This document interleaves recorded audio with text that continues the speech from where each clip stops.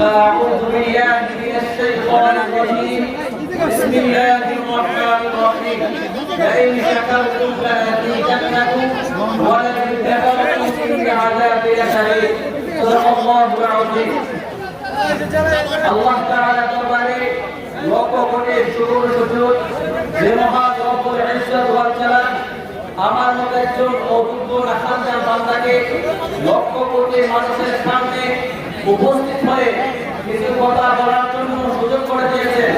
সেই মহা মুনিদের দরবারে কালিমাতুল শুকর আদায় করি আলহামদুলিল্লাহ। এর পূর্বে আমরা এই মানিকগঞ্জ দরবার শরীফে আসি। আসলে আমাদের বাড়ি হচ্ছে কক্সবাজার থেকে মানিকগঞ্জ দরবার শরীফ প্রায় 600 কিলোমিটার দূরত্ব।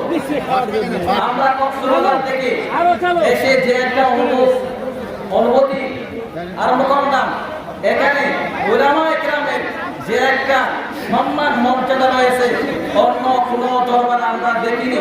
আলহামদুলিল্লাহ এই মানিকগঞ্জ দরবার শরীফ এটা হচ্ছে আহলে সুন্নাত ওয়াল জামাতের একমাত্র হক দরবার শরীফ। এই বাংলার জমিনে আমরা অনেক দরবার দেখেছি, অনেক দরবারের পীরকে দেখেছি, যে দরবারের পীর মুরিদের সামনে একদিনের জন্য আসে না। কিন্তু আলহামদুলিল্লাহ আমরা যে একজন পীর সাহেবকে পেয়েছি, যা এমন পীর পেয়েছি যে পীরটা 5 ওয়াক্তের মাঝে মুরিদের সামনে সাক্ষাতের জন্য প্রস্তুত থাকে আলহামদুলিল্লাহ। কিন্তু বাংলার জমিনে এরকম দরবারও আছে যে দরবারের পীর মহিলা নাকি পুরুষ নাকি হিজড়া জানি না, কিন্তু কোনোদিনও মুরিদের সামনে এসে মুসাফা করবে দূরের কথা, একবার সালামও দেয় না। আলহামদুলিল্লাহ আমরা এমন একজন পীরের দরবার আসতে পেরেছি, আল্লাহ তাআলার দরবার শুকরিয়া জ্ঞাপন করছি।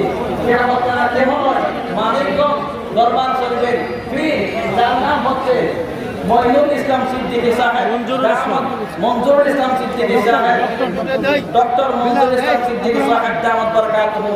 আপনার সবাই আসবেন ইনশাআল্লাহ।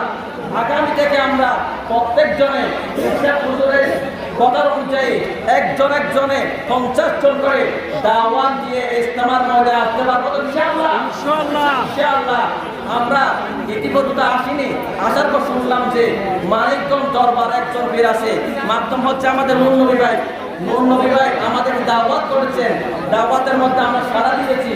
আসার পর দেখলাম এই দরবারে কোনো বেদাতে কোনো শিরকের আস্থা নাই। এটা হচ্ছে সুস্থভাবে আহলে সুন্নাত ওয়াল জামাতের পন্থী। কোনো ধরনের বেদাত শিরক এখানে চলে না, চলবে না ইনশাআল্লাহ।